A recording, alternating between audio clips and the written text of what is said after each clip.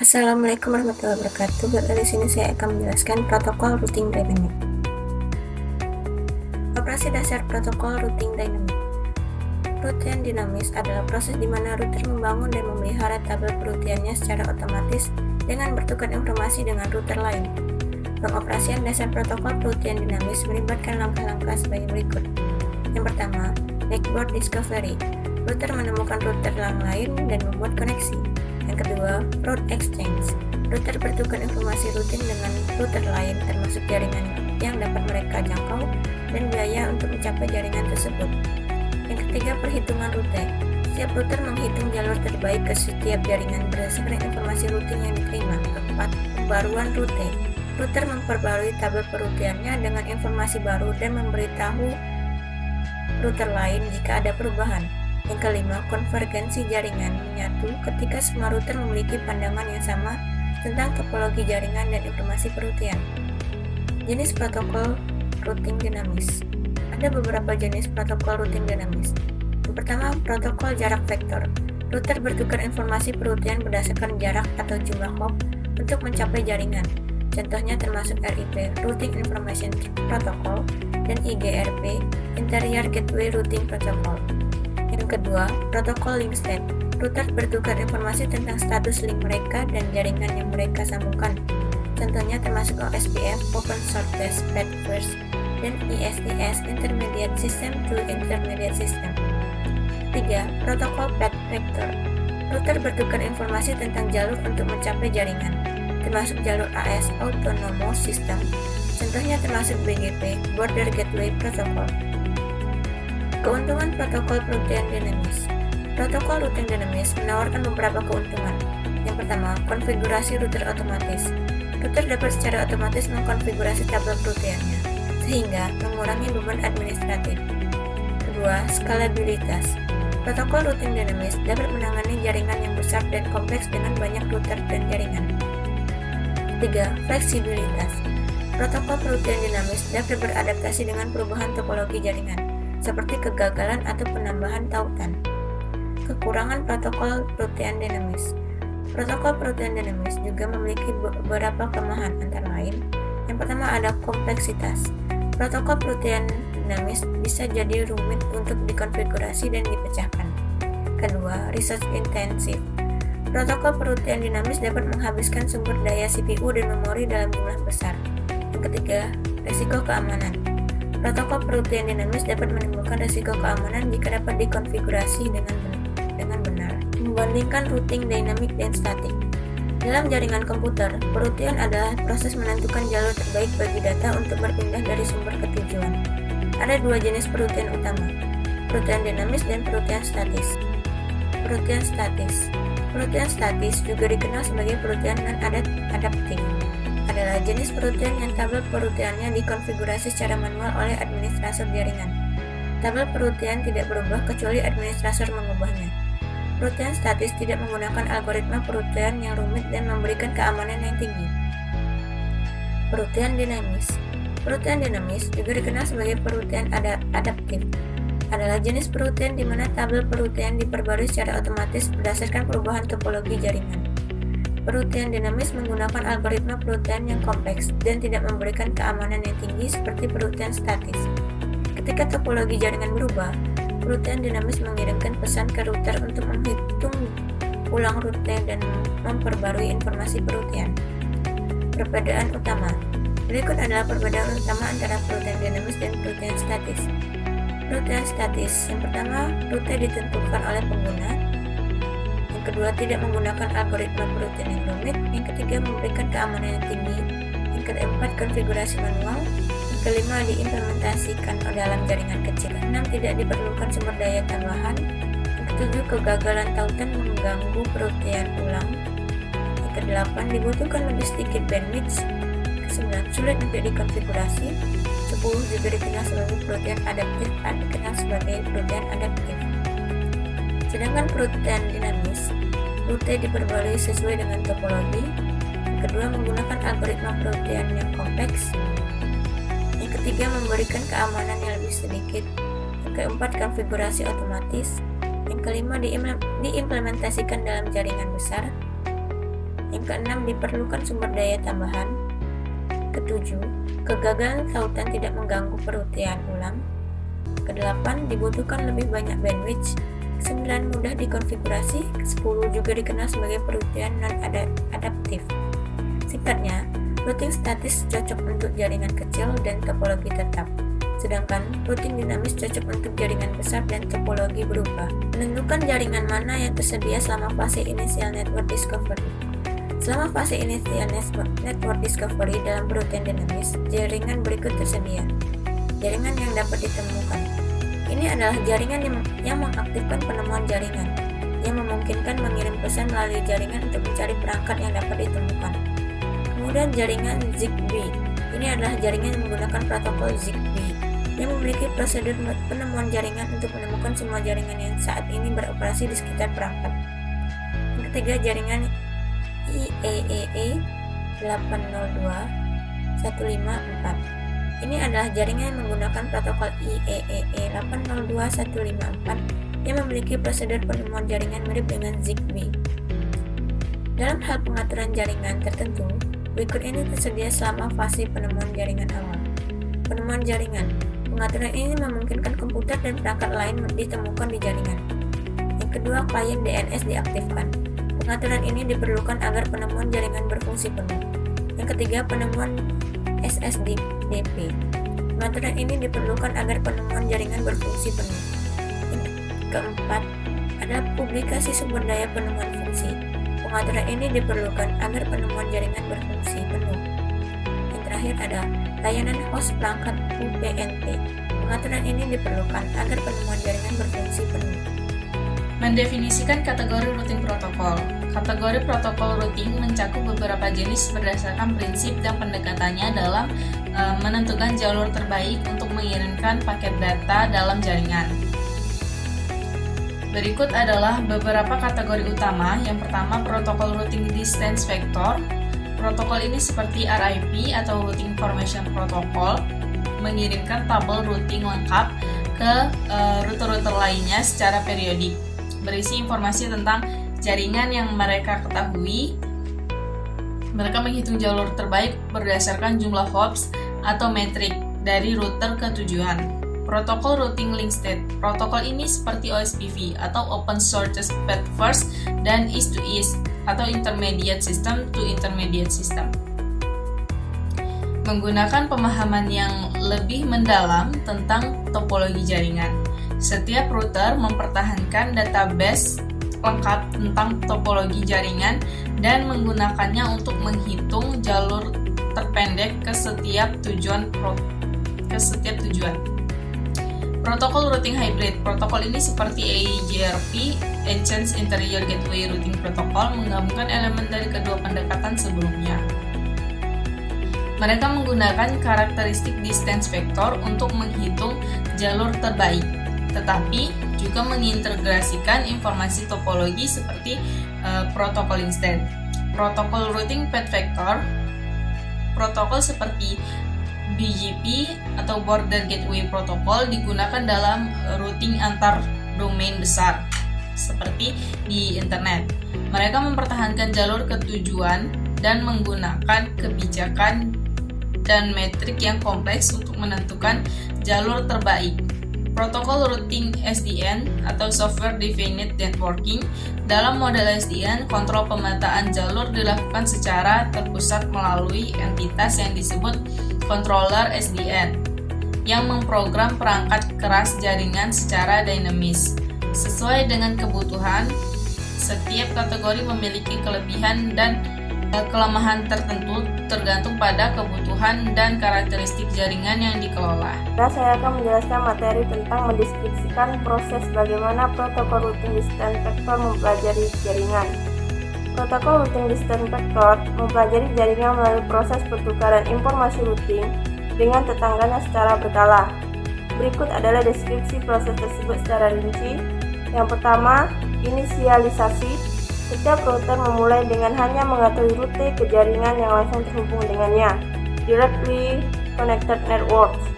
Router membuat tabel routing yang pada awalnya hanya berisi rute ke jaringan-jaringan yang terhubung langsung. Yang kedua, pertukaran informasi routing. Secara berkala, setiap routing mengirimkan seluruh tabel routingnya kepada router-router tetangga, router yang terhubung langsung. Informasi yang dikirim termasuk rute yang diketahui router beserta metrik, misalnya jumlah hop untuk mencapai setiap tujuan. 3. Pembaruan tabel routing. Ketika sebuah router menerima informasi routing dari tetangganya, ia memperbarui tabel routingnya. Untuk setiap rute yang diterima, router menambahkan satu hop ke metrik dan membandingkannya dengan rute yang ada di tabel routingnya. Jika rute yang baru lebih baik, memiliki metrik lebih rendah, router mengganti rute lama dengan rute baru tersebut. Selanjutnya, penyebaran rute baru. Setelah tabel routing diperbarui, router akan menyebarkan perubahan tersebut kepada semua tetangga dalam periode berikutnya. Proses ini berulang secara berkala, sehingga setiap router secara bertahap mendapatkan gambaran lengkap dari seluruh jaringan. Contoh ilustrasi, misalkan ada 3 router A, B, dan C dengan jaringan sebagai berikut. Router A terhubung ke jaringan 192.168.0.24. Router B terhubung ke jaringan 192.168.2.0/24. Router C terhubung ke jaringan 192.168.3.0/24. Tertentu diterapkan untuk mempercepat konvergensi. Selanjutnya ada langkah-langkah. Yang pertama yaitu inisialisasi. Router A hanya tahu tentang jaringan 192.168.1.0/24. Router B hanya tahu tentang jaringan 192.168.2.0/24. Router C hanya tahu tentang jaringan 192.168.3.0/24. Yang kedua, pertukaran informasi. Router A mengirim tabel routingnya ke router B dan C. Router B mengirim tabel routingnya ke router A dan C. Router C mengirim tabel routingnya ke router A dan B. 3. Pembaruan tabel routing. Router A menerima informasi dari router B bahwa ada rute ke 192.168.2.0/24 melalui B dengan metrik 1 hop. Router B menerima informasi dari router A bahwa ada rute ke 192.168.1.0/24 melalui A dengan metrik 1 hop. Router C menerima informasi dari router A dan B sehingga mengetahui rute ke 192.168.1.0/24 melalui A dan ke 192.168.2.0/24 melalui B, masing-masing dengan metrik 1 hop. Yang terakhir, penyebaran rute baru. Setelah pembaruan, router menyebarkan rute baru yang mereka pelajari kepada semua tetangga. Router A kini juga tahu tentang jaringan 192.168.3.0/24 melalui B, 2 hop, dan seterusnya untuk router lain. Penanganan masalah routing loop. Protokol distant vector bisa mengalami routing loop. Untuk mencegah ini, teknik seperti split horizon, route poisoning, dan hold down time digunakan. Slow convergence. Distant vector umumnya memiliki konvergensi yang lebih lambat dibandingkan protokol lain seperti link state. Untuk mengatasi ini, timer dan pembatasan tertentu diterapkan untuk mempercepat konvergensi. Baiklah, saya akan melanjutkan pembahasan materi. Mengenal jenis-jenis protokol routing distant vector. Berikut adalah penjelasan singkat tentang jenis-jenis protokol routing distant vector. Yang pertama adalah RIP, Routing Information Protocol. Cara kerja, menggunakan hopcount untuk menentukan jalur terbaik. Versi terbaru, RIPv2 mendukung fitur subnetting dan multicast. Yang kedua adalah IGRP, Interior Gateway Routing Protocol, dikembangkan oleh Cisco. Cara kerja, menggunakan metrik seperti bandwidth dan delay untuk menentukan jalur terbaik, lebih kompleks daripada RIP. Yang ketiga adalah EIGRP Enhanced Interior Gateway Routing Protocol dikembangkan oleh Cisco. Cara kerja lebih maju dari IGRP dengan algoritma DUAL untuk konvergensi cepat dan bebas LOOP, mendukung FLSM dan update routing yang efisien. Ringkasan, RIP sederhana menggunakan hop count. IGRP lebih kompleks menggunakan metrik seperti bandwidth dan delay. EIGRP paling maju, algoritma DUAL untuk efisiensi dan pengelolaan rute yang lebih baik. Protokol ini dipilih berdasarkan skala dan kompleksitas jaringan yang dihadapi.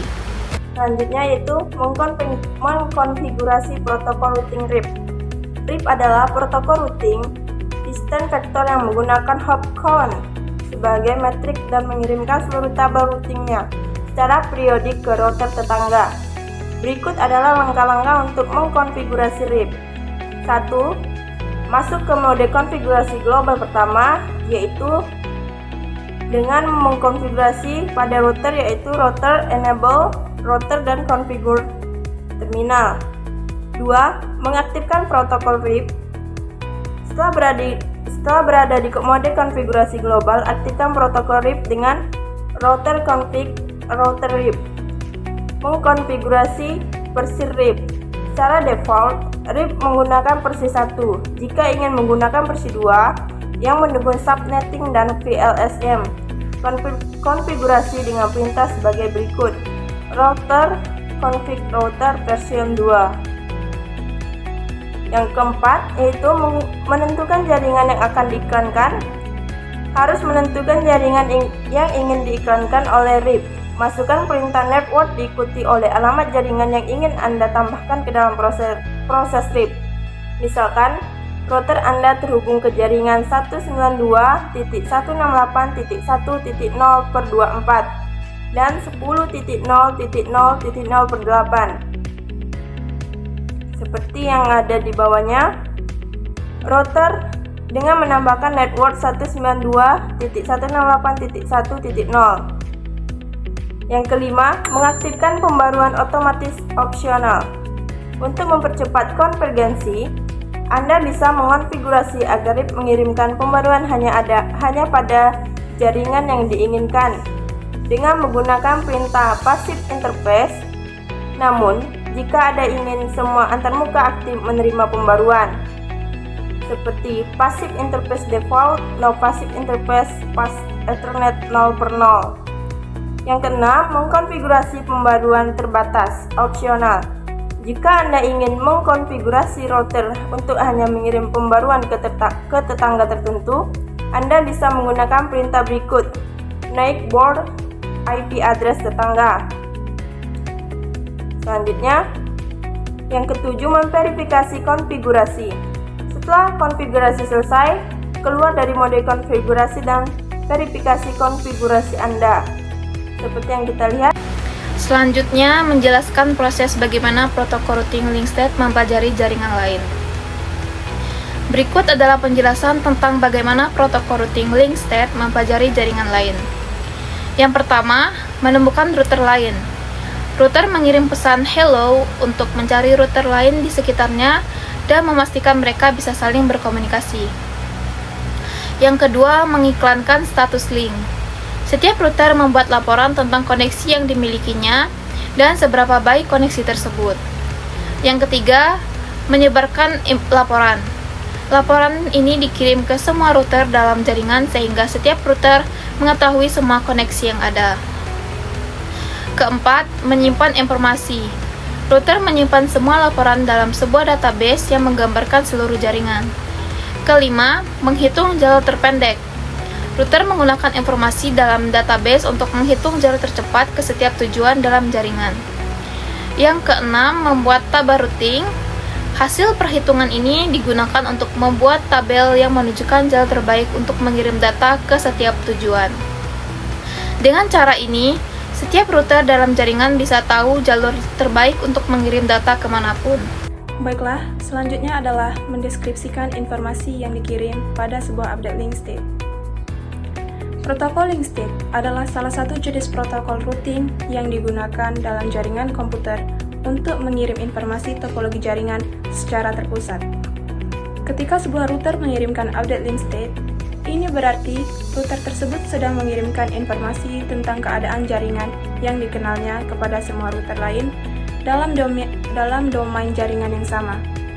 Informasi ini termasuk status koneksi antar router tersebut dan router lain, status link, delay, dan biaya untuk mencapai setiap jaringan atau node dalam jaringan. Secara lebih terperinci, update link state biasanya berisi: pertama, ID router, identifikasi unik dari router yang mengirimkan update link state. Kedua, ID sequence, nomor urut yang menunjukkan urutan update link state. Ketiga, daftar router yang terhubung langsung, daftar router lain yang terhubung langsung dengan router pengirim. Keempat, keadaan link, informasi tentang status link antara router pengirim dan router lain, seperti apakah link tersebut aktif atau tidak.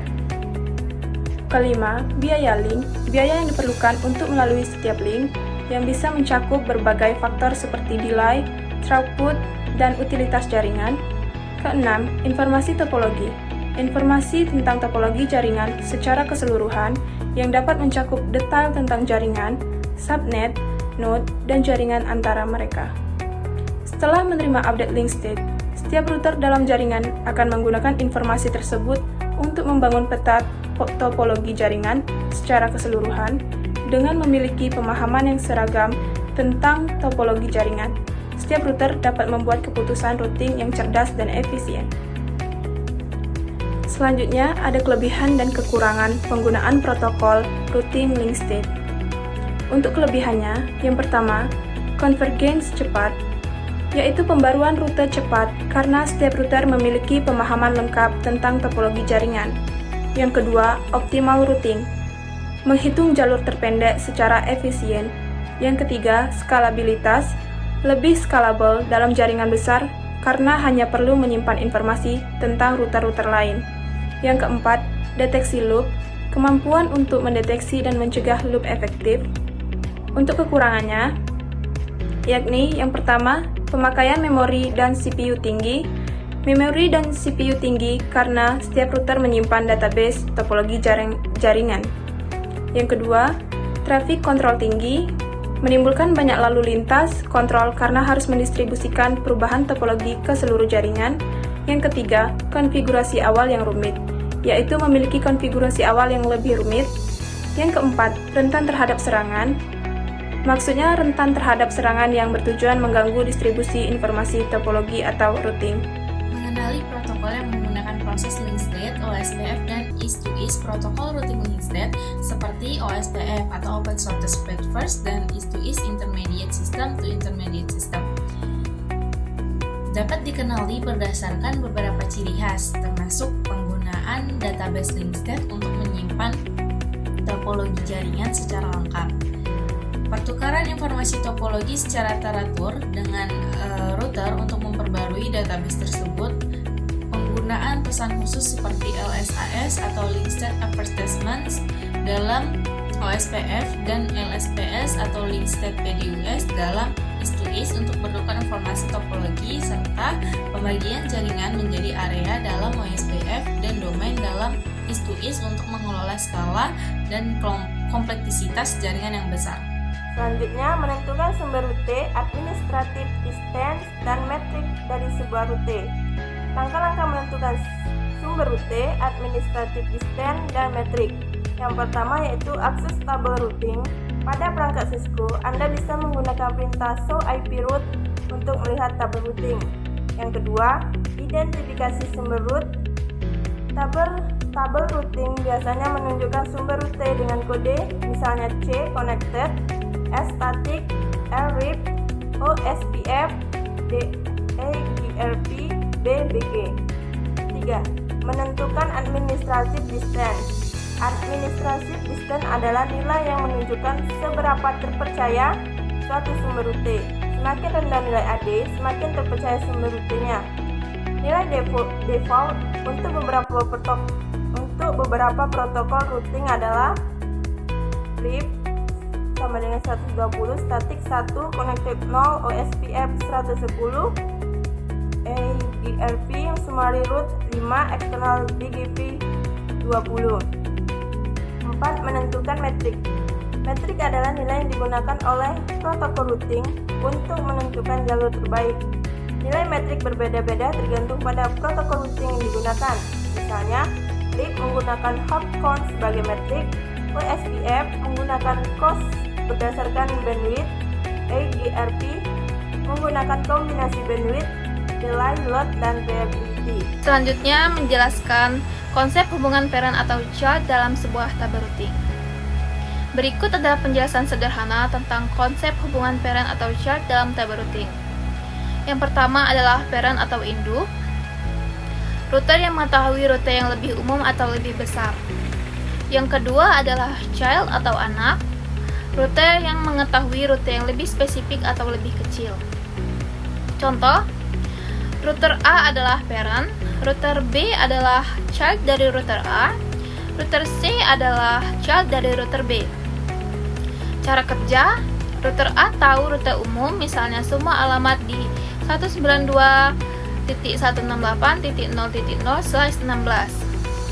Router B tahu router yang lebih spesifik dari router A, misalnya 192.168.1.0/24. Router C tahu rute yang lebih spesifik lagi, misalnya 192.168.1.0/28.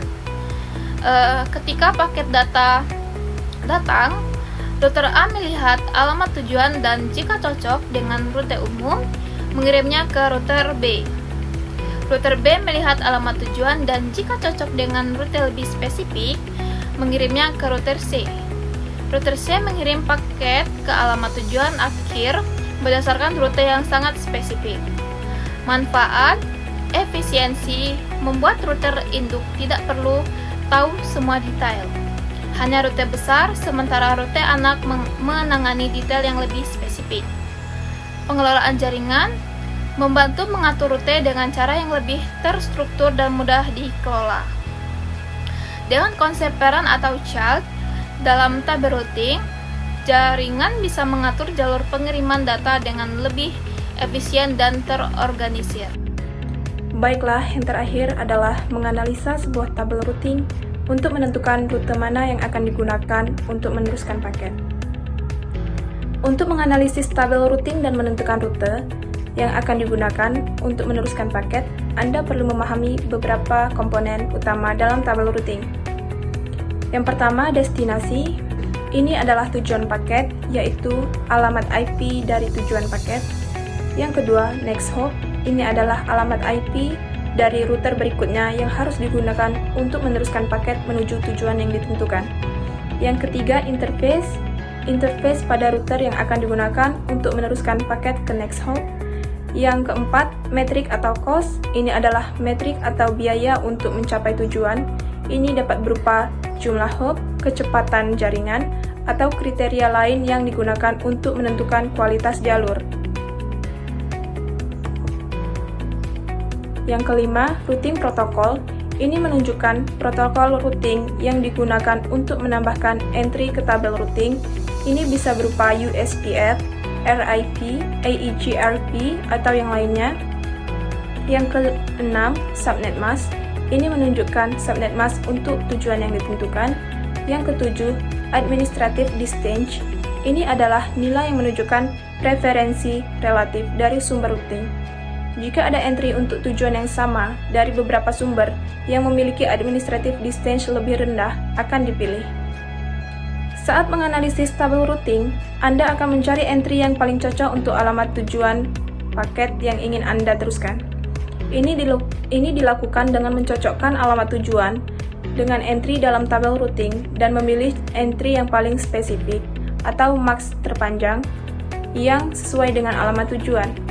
Setelah menentukan entry yang cocok, Anda akan menggunakan next hop yang tercantum dalam entry tersebut sebagai alamat IP berikutnya yang harus digunakan untuk meneruskan paket. Anda juga akan menggunakan interface yang terkait dengan next hop tersebut. Selain itu, Anda perlu memperhatikan metrik atau biaya untuk mencapai tujuan. Jika ada beberapa entry yang cocok, Anda akan memiliki entry dengan biaya terendah atau metrik terendah. Penting untuk memperbarui dan memantau tabel routing secara berkala karena jaringan dapat berubah dari waktu ke waktu, dan entry dalam tabel routing perlu diperbarui untuk mencerminkan perubahan tersebut. Baiklah, sekian penjelasan materi mengenai protokol routing dinamik. Saya akhiri. Wassalamualaikum warahmatullahi wabarakatuh.